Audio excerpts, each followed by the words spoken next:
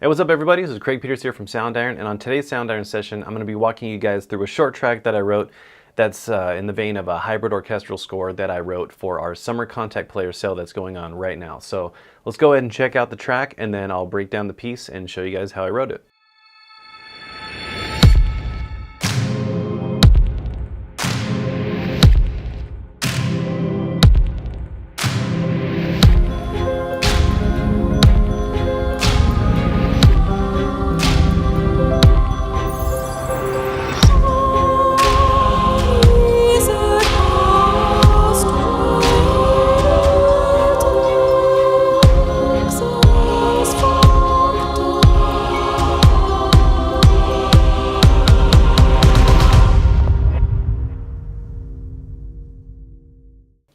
So in case you guys don't know, right now we're actually having a summer contact player sale.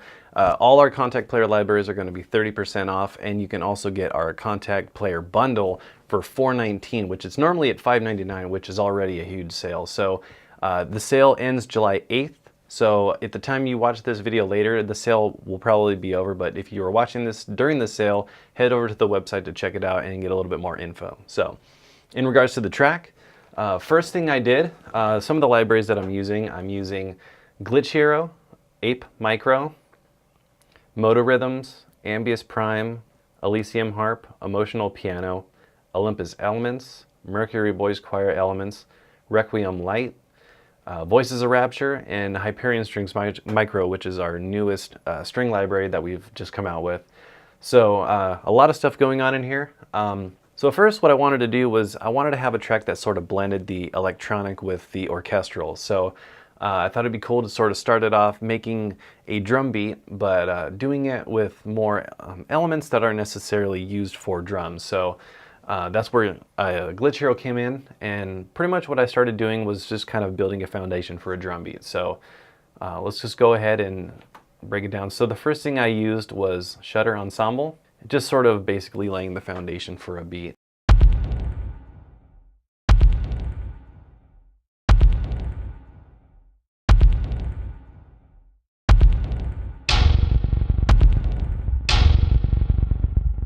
Nothing too fancy, pretty basic. And then the next thing I wanted to do was beef up the sound of the kick. So what I did was I used our Glitch Hero low kits, and I also did some processing with this to sort of beef it up a little bit. So I'm going to go ahead and bypass that and just show you how it sounds by itself.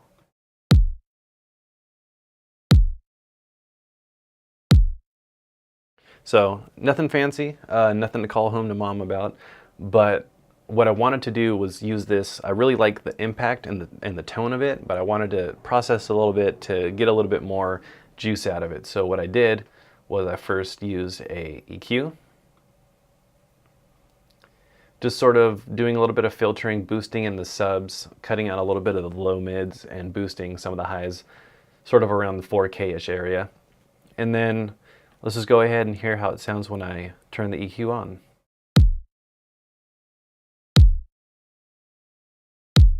So it starts to bring out that top end, starts to bring out those low subs, and kind of scoops out a little bit to sort of give it a little bit more of a little bit more depth and a little bit more of that modern kind of sound that I like. Then I wanted to get a little bit more low end out of it, so what I did was I used R-Bass from Waves. I set the frequency to 61 Hertz, and then I just kind of brought up the intensity to where I thought it sounded good.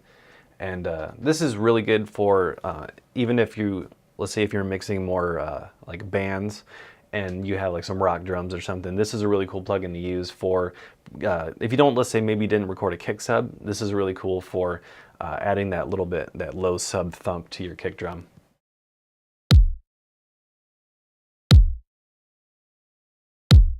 So you can see it kind of brings that low end push to it, which I like. And then after that, I did a Transient Designer, and this is another Waves plugin. And this was just to bring out a little bit more of the attack and really have it sort of punch through everything. So let's go ahead and hear how this sounds. I'll play it and then I'll enable it as we're listening.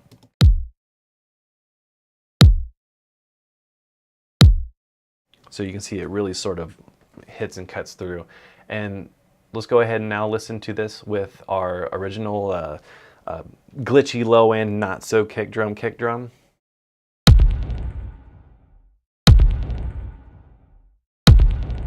So this really started, like you start to hear how they complement each other, and one has the attack and one has more of like the big sort of more sound design kind of sounds. And then after that, I was using the Glitch Hero shutter kits. For this one, I'm using the risers, windy risers, and this is more just to bring in some swells right before the hits happen, just to sort of bring a little bit more movement to it and start to, you know, just kind of make it a little bit more interesting.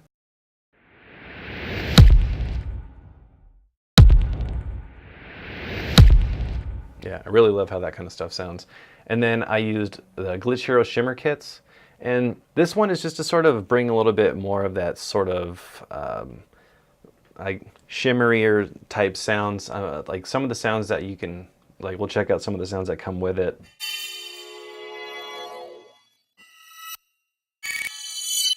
So a lot of really cool sort of like high frequency, shimmery, you know, sounds. And I wanted to use it just to sort of bring a little bit more of that higher top end glitchy effects to it, just to sort of add more to that EDM type sound.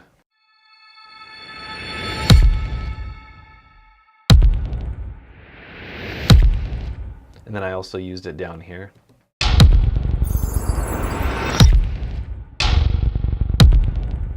So I only used it twice, nothing too crazy, but just enough to sort of bring a little bit of something to it. After that, I was using Apocalypse Percussion Micro. I'm using the all patch, and the reason I like this so much is because it's really lightweight and it still sounds good. So I use this really subtly too, just to sort of add to the overall rhythmic nature of the percussion section, I guess. And this, let's listen to this by itself.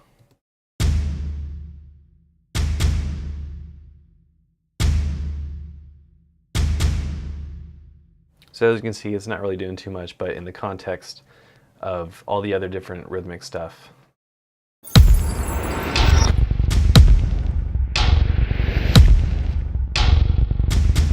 So it's kind of supporting the overall groove a little bit. And because I wanted to start bringing in some more orchestral type instruments, and this is really good because it has the big epic sort of orchestral tom, like bass and tom sounds, which are really cool that I like a lot. And then after that, I used motor rhythms, and this is sort of, I use this very sparingly.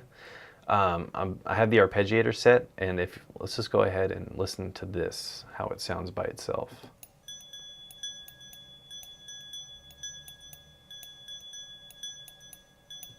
So it's really not doing too much. Motor Rhythms has a really interesting drum set. If you can't tell from the GUI, there's a lot of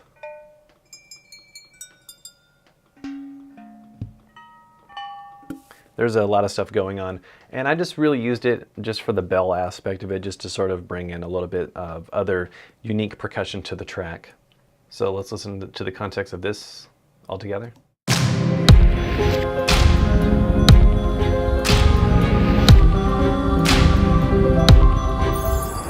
Very subtle. The other more percussive thing that I used is in Requiem Light. We have these claps, or like these body percussions really, and there's a lot of different ones to choose from. And I use the body percussion using the overall clap of the choir, kind of creating a beat using a lot of instruments that aren't necessarily a drum. So that's what's kind of cool about this, and sort of bringing that EDM hybrid thing. You know, it's like creating something out of sounds you don't normally use for that kind of thing. So that's what's cool about this.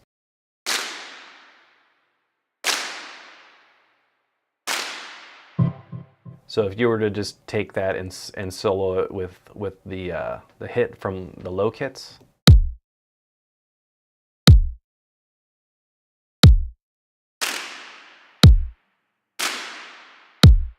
So it's like you're kicking your snare, and then when you listen to it in context,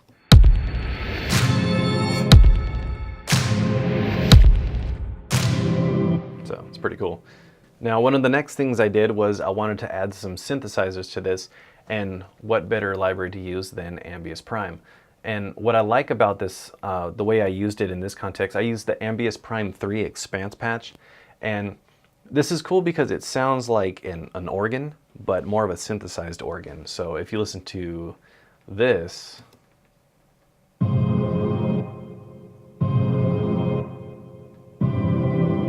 So you're starting to hear that melodic structure, hearing the chord progression that's kind of starting to build within the track. And that's all I really used it for, just kind of playing off the drum groove a little bit.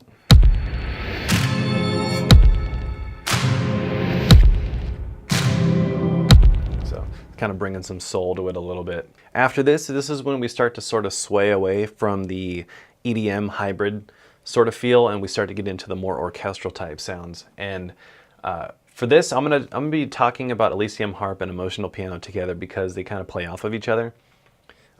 Emotional piano, for this part, I really wanted it to have that classical virtuosic arpeggio sort of vibe, kind of bringing some class to the track a little bit.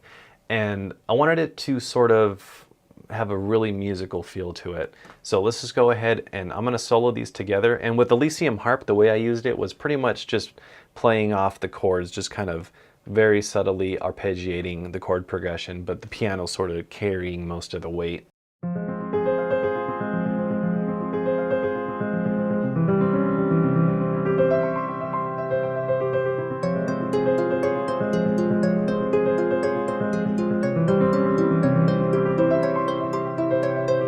So that sounds cool even just by itself.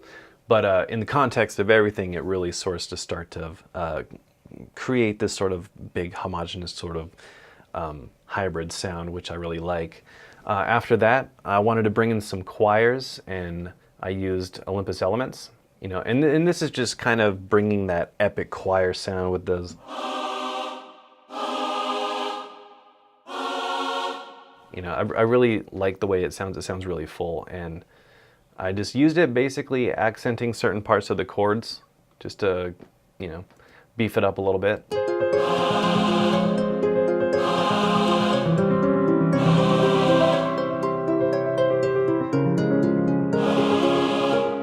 So pretty much just supporting the chord progression again. And then I wanted to bring a little bit more of melodic melody to it. So I used our Mercury Boys Choir Elements. And all I'm really doing with this is just kind of bringing some melody to it.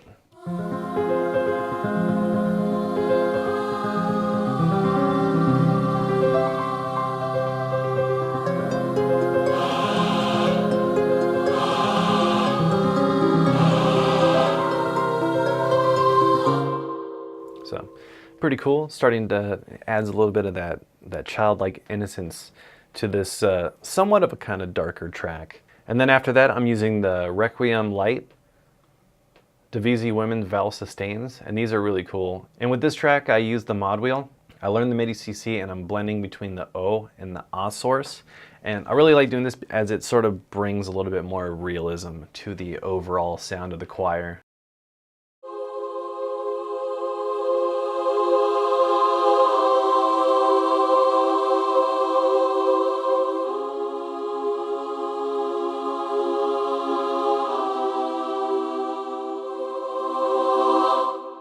So really cool. It's a really easy trick to do too. So a lot of this stuff you can MIDI learn each of the controls and control them with different MIDI controllers that you have, especially because all this stuff is compatible with the Complete Control and S-Series keyboards. So if you have that, you can control all this stuff. And the next thing when working on this track, I really thought it would be cool to add some solo vocals, and I really wanted to, because this has that very classical sound to it, so I thought the Voices of Rapture soprano would sound really cool with this, and I used the Latin phrases. Let's listen to this by itself.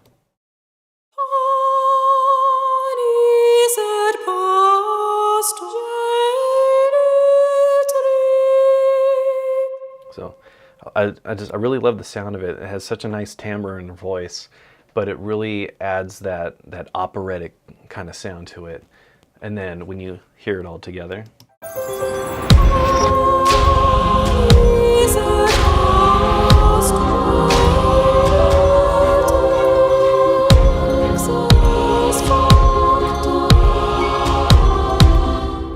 Really nice. I did a little bit of processing with her voice, did a little bit of EQ, did a bunch of big high pass filter, just because a lot of times you always have these low end frequencies that you don't need inside of your track. So I just went and filtered a lot of that out. So if you were to look at this on the spectrum analyzer, this is what it looks like.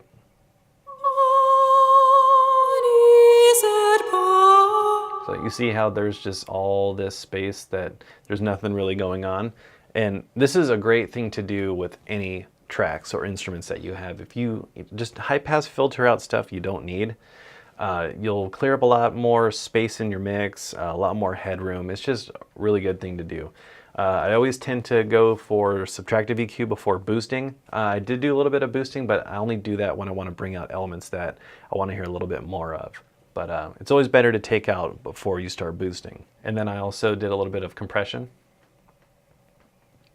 Just enough to just kind of, even it out a little bit and smooth it out.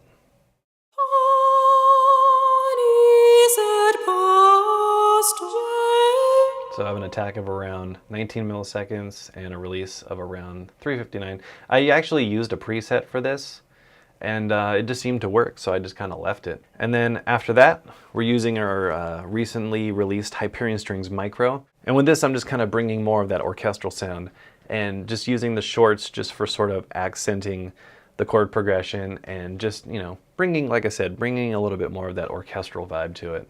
So let's just go ahead and listen to just how the strings sound by themselves.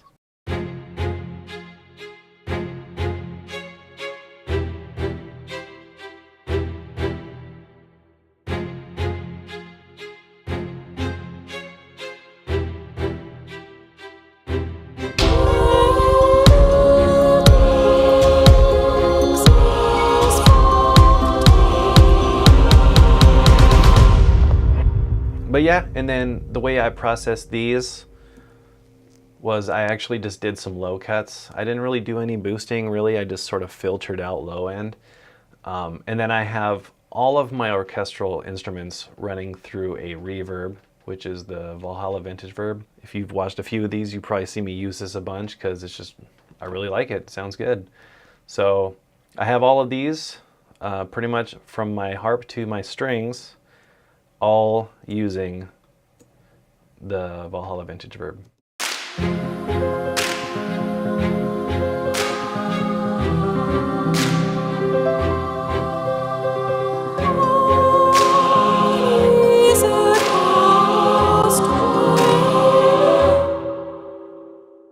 And I'm not really using it too heavily, just enough to kind of bring a little bit of ambience to all the instruments and sort of put them in the same space.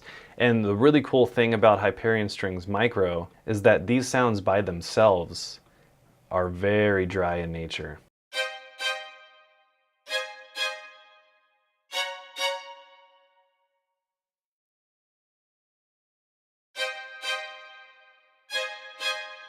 And the only reason you might hear a little bit of reverb is because there's the built-in reverb that comes with this. So even if you were to take this off and this, it sounds even more dry.